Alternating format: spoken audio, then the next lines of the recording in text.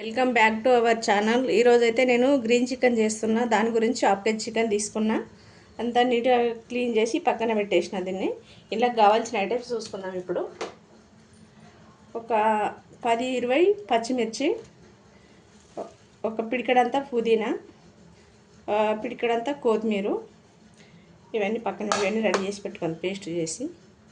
ఇప్పుడు ఇదంతా మెత్తగా పేస్ట్ చేసేసుకోవాలి. ఇవి మిరపకాయలు, కొత్తిమీర, పుదీనా, ఒక 10 గల్ల జీడిపప్పులు ఇవి టైంలో వేసి పేస్ట్ చేసుకోవాలి మెత్తగా. ఇప్పుడైతే ఇందులో కొంచెం సాజీరా వేసేసుకుంటున్నాను. స్పైసీ మసాలాలు, లవంగాలు, ఇలాచి, దాల్చిన చెక్క, సాజీరా వేస్తున్నాను. బిర్యానీ ఆకు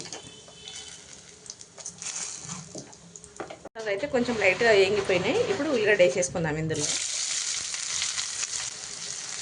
ఉల్లిగడ్డ కొంచెం బ్రౌన్ కలర్ వచ్చే వరకు వేపుకోవాలి ఆయిల్లో. సగం స్పూను పసుపు వేస్తున్నాం. ఒక స్పూను అల్లం పేస్ట్ వేసేసుకున్నాం. అల్లం పేస్ట్ గిట్ట వేగిపోయింది. చికెన్ కడిగి పక్కన పెట్టేసుకున్నాం కదా, ఇప్పుడు ఇందులో వేసేసుకోవాలి. ఇట్లా నీట్గా కలిపేసుకోవాలి.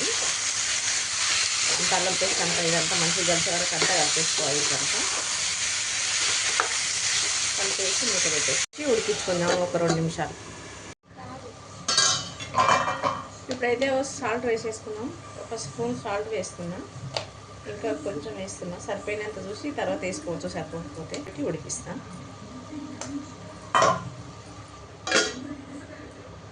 ఒకసారి ఎలా వచ్చింది. ఇప్పుడైతే పేస్ట్ బట్టి పక్కన పెట్టేసుకున్నాం కదా, కొత్తిమీర, పుదీనా, పచ్చిమిర్చి పేస్ట్ వేసేసుకున్నాం. కలిపేసుకొని మూత పెట్టేసి ఇంకో 2 నిమిషాలు ఉడకనిద్దాం. ఇందులో ఇప్పుడు కొంచెం నీళ్ళు వస్తుంది. ఒక స్పూను ధనియాల పొడి వేస్తున్నా. అలాగే కొంచెం మెంతులు, జీలకర్ర పొడి వేసుకున్నాం. నీట్గా అంతా కలిసిపోయేదాకా ఇట్లా కలుపుకోవాలి. అడుగంటకుండా చూసుకోవాలి. పేస్ట్ వేసినాం కదా, మొత్తం గట్టిపడ్డ దగ్గరికి వచ్చి అడుగంటకుండా కలిపేసుకోవాలి. ఇంకొక 2 నిమిషాలు ఉడకనిచ్చి వాటర్ అవసరం అయితే వాటర్ వేసేసుకుంటాం. మూత పెట్టేస్తాం. ఉడకని వాటి మూత తీసి ఉడికిపోయింది మంచిగా. ఇప్పుడైతే ఇలా కొన్ని వాటర్ వేసేసుకుందాం. మిక్సీ పేస్ట్ చేసినా కదా, ఆ మిక్సీలో కొన్ని వాటర్ తీసుకున్నా. కొన్ని సరిపోయినాయి.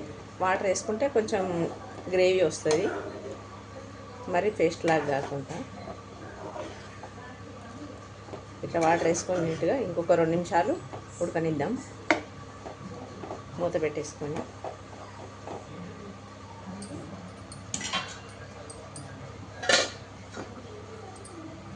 చూద్దాం. ఉడికిందేమో. మంచిగా ఉడికిపోయిన గ్రీన్ చికెన్.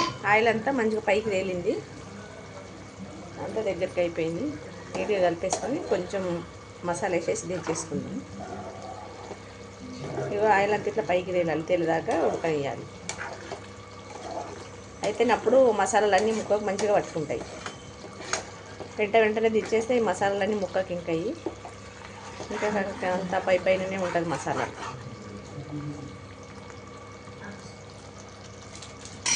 కొంచెం చికెన్ మసాలా వేసేస్తున్నాం.